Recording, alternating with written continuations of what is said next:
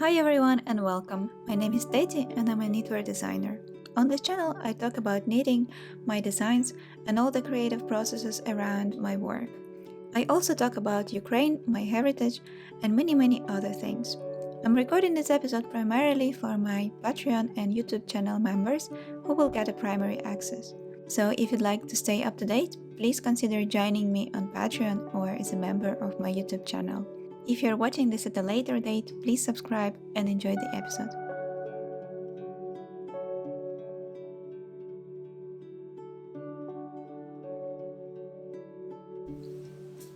Hi everyone, and thank you for choosing to spend a little bit of your time with me. Today I want to show you a few of the projects that I've been working on in the last couple of weeks. I will start with one that you've probably already seen. It is an old design of mine, one of the first sweaters that I designed, and I already made 2 samples of it, and now I made a third one. So let me show you my dark moss pullover. Remember this one? It had this beautiful cabled neck, mock neck that was standing out. This is a second sample that has already been with me for 5 years or so. I have to double check when I made it, but it's been around for a while, and when I came back from vacation, I felt like I needed a new one. I really love this design, and it felt like a good time to make a new one.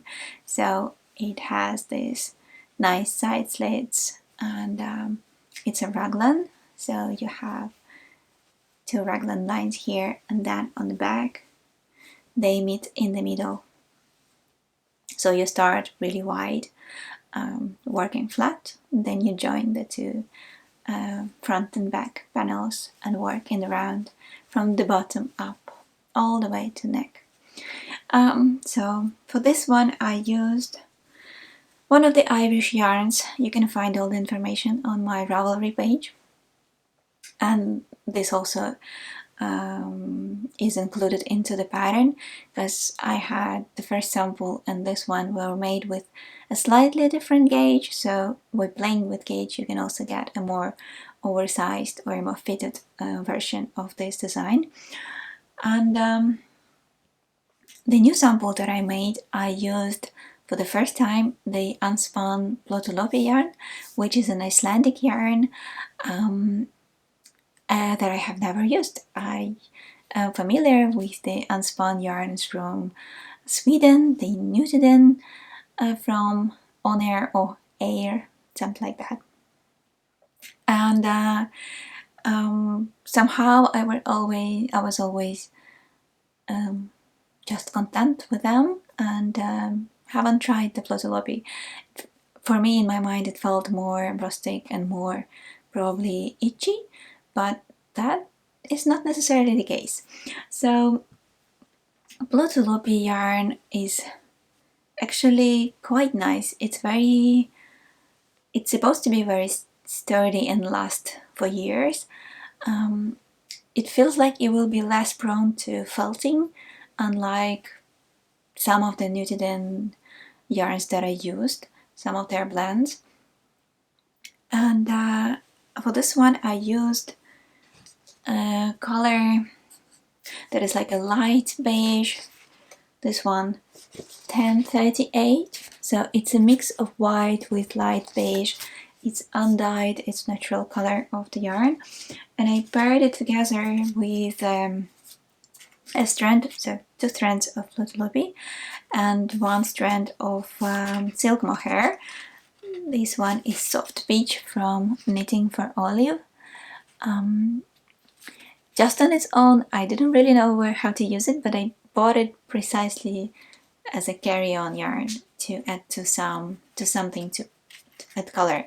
And that's what happened here, where I was looking for more warmth and a bit of a halo, a warmer halo from this light beige. Otherwise it would have been a bit too light, too weak for my complexion. Still, it's quite light. So yeah, this is how it looks. I used 4 plates. That's 400 grams for size 2. It is quite oversized in my bust, but it's quite fitted in the shoulder and the neck. And because this yarn holds cables better, the neck is not as stretchy as in the gray one. So yeah, it drapes quite well.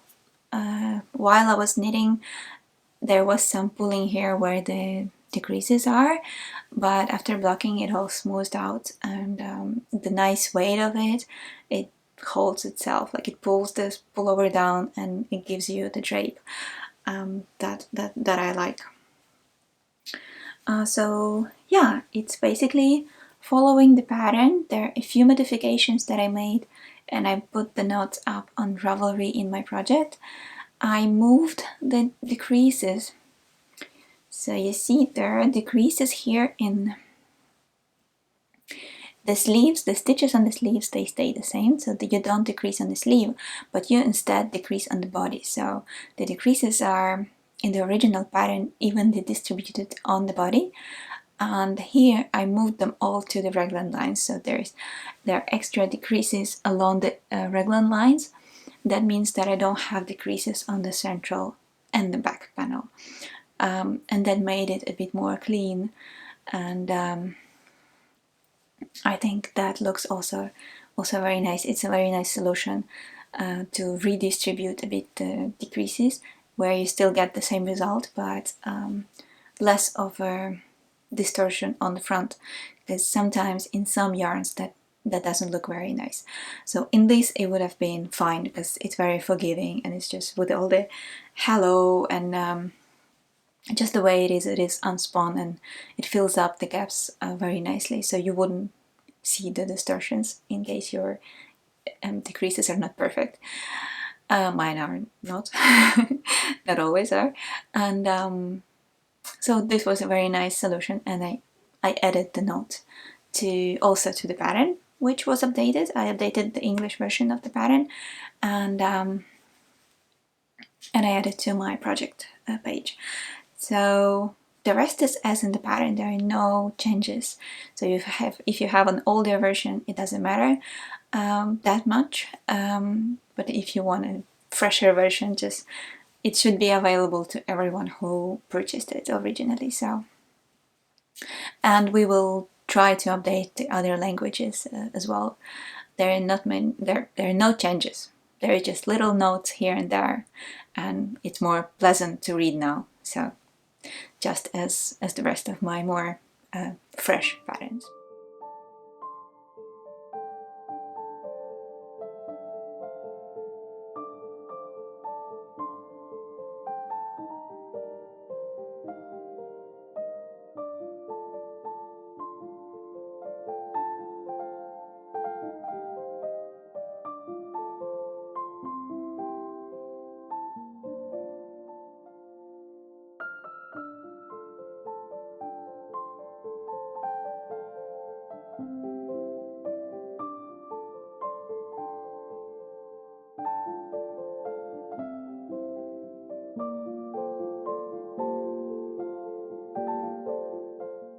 So this was like 2.5 days. It's very quick. I knitted on 5mm needles, and as I said, it's 2 strands of flossy woppy in 1 strand of silk mohair, so quite chunky. I think the gauge here is like 15 stitches in 10 centimeters, so it grows very quickly and it's very satisfying to see. It gave me a lot of pleasure to follow the pattern where you know what's gonna happen, and it's just, yeah, you can just knit and relax a bit more than when you're trying to figure out everything from from scratch. So this was a very nice 2.5 days of just pleasure in knitting, and then having this beautiful new sweater. The only thing is that it does shed a bit, so there's still loose hairs in here because it's unspun. So after, on my first wear, I actually went to a yoga class and I wore like leggings, and then I threw on top the sweater. I was all white. That was ridiculous. But you have to give it a good how do you go? Shake? No, like just go outside and dust it. I don't know how it's called, but like just like that, and then it should solve the problem. But that's something you should keep in mind if that bothers you. That you, at the beginning, I hope only, it will be losing some of the excess hairs that are sticking out. So I was really happy with this one, and that leads me to the second project. And the second project that I'm working on is also Plutulopi, but it's not for me. It is for my husband, and I'm using a sort of brown grayish color of yarn. It's also, I told you, it's also Plutulopi without any silk mohair, so just the two strands. Oh, sorry, I made a mess here. And this is the one. Which one is this? I think it's the next one. It's this 003. This one. So it's supposed to be more brown, I think. It's in the brown column. But actually, to me, it looks more gray. I mean, when you look at the plate and also at the sweater. So there is brown in there, so it's brownish gray. To me, it's more gray. And I'm making a saddle shoulder following Albiona's pattern called Versal, if I remember correctly. There are a few modifications that I'm making. I already made him this a sweater following this pattern, so I think my gauge is also a bit off. So now I'm following like the smallest size, and I'm making the modifications for him for the back shaping. He does have a bit of a, he needs a longer back to curve. Yeah, otherwise he will be jumping up on his back. He has a bit of a, I wouldn't say hump, but you know what I mean. He needs more shaping on the back, and otherwise it's pretty much what the pattern says with the shoulders, and then here the shaping of the sleeves, and then it's simple. It's worked in the row, worked in the round from the top down, and then the sleeves are also just classic tapered sleeve. Yeah, excited for this one. I hope he likes how it feels. It's gonna be very nice to be outside in it. This time when we were in France and being outside quite a lot, and in the rain and all kinds of weather, in the snow, I wore my sediment sweater. That's a sweater, it's like a sweater dress. It's longer. It's like a hip length for me, and that one was made in Letlopi, and it's also an Icelandic yarn, and I found it very practical. It was warm, but not too hot, so it regulates the temperature really well, and then it also lasts forever. It's easy to wash. If you have like a soil on your sleeve or some dust, you just brush it off, and it doesn't get soaked. So if you have to do something in the rain or in the light snow, you then just how do you call this? This is again the same word. So you sort of sorry, my vocabulary is shrinking with every new word I'm learning in French or in Dutch, so unfortunately that's what's happening. And also I'm getting older, so no surprise there. Anyway, so you can just brush off the water, and then it stays dry, or it dries really quickly as well. So I was very happy with the practicality of this yarn and how it works in the more rural sort of setting. We're not talking about going to the office or just sitting cozy in your apartment. You probably don't need that warm of a sweater, but if you spend a lot of time outside, if you go skiing, or you're in the countryside and you do gardening, or, well, you don't do gardening in winter, but you have still outside jobs, right? So that was very nice. And I'm making him one. And I hope he will be paying more attention to it than to the previous ones.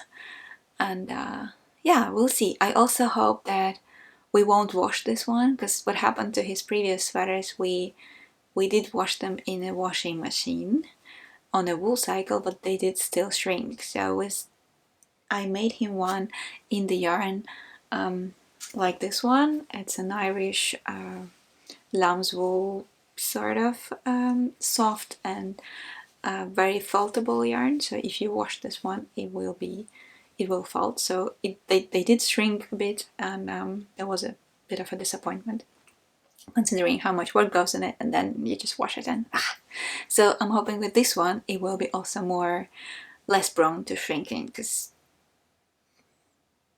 yeah, it should be, right?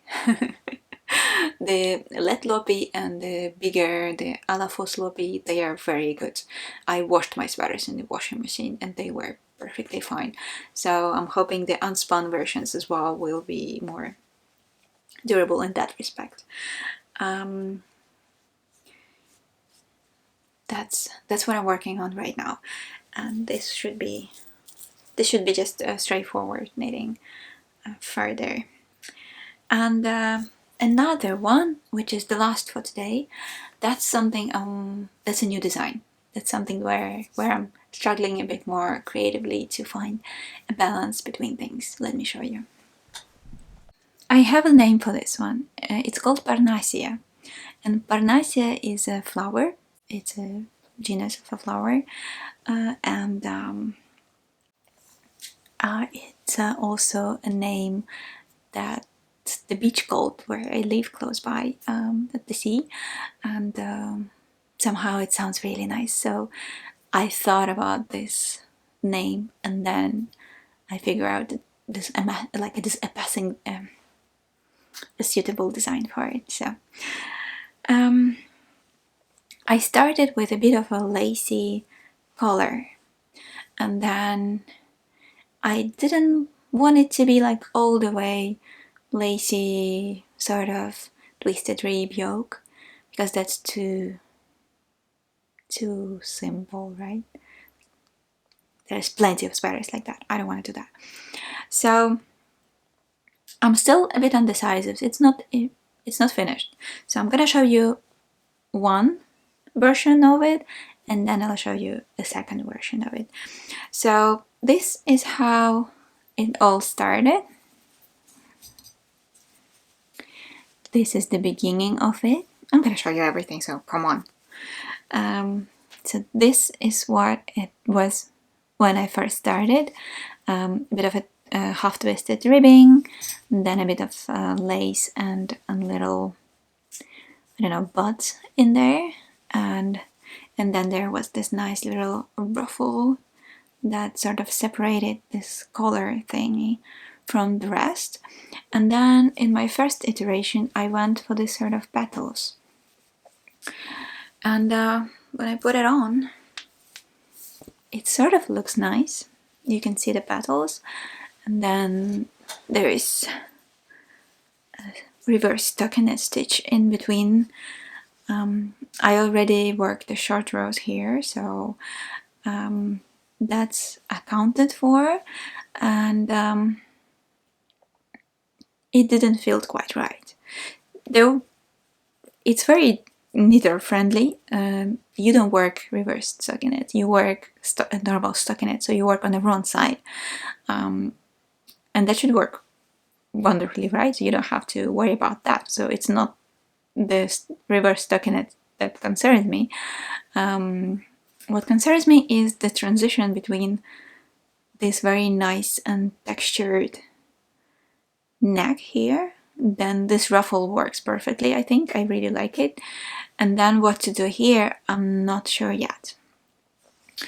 I wasn't quite happy with the neck, So I wanted to have a little bit of a higher neck, and since I couldn't fix it from here, I had to start over. I made a second one. I'm gonna show you that.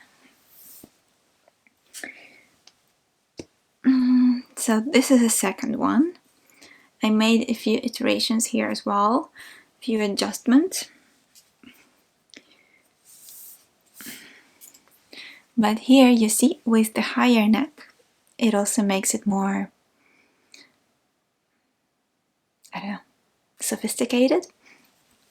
So you have a bit of a higher neck, and then I added a bit of more of the lace in here in this section, and then comes the ruffle. And now I'm thinking, is less is more, right? Maybe I don't need anything else. Maybe I just do a stockinette from here, or round yoke, or a raglan. Do I just go raglan and then add something on the body, just keeping it like this? Because if I add more of the pattern, it might be too busy. I might lose this definition of this part. So I'm still a bit debating what to do next, but now with the higher color, I really like it. So this is what Parnassia is gonna look like. This something for spring, probably. I'm not gonna be ready February, so probably March. And I'm working with a really beautiful yarn from Tibetan Plateau, which is a mix of merino and yak, and I will tell you more about that in the next episode. So this is what's on my needles right now. I will probably have to unravel all this beauty, but it's also nice in its own way, but probably a bit too much. I think in this case, less should be more. So very excited. Also very excited to try this one on a bigger, with a thicker yarn. That could be also really cool. Yeah. See you soon. Very excited. Bye.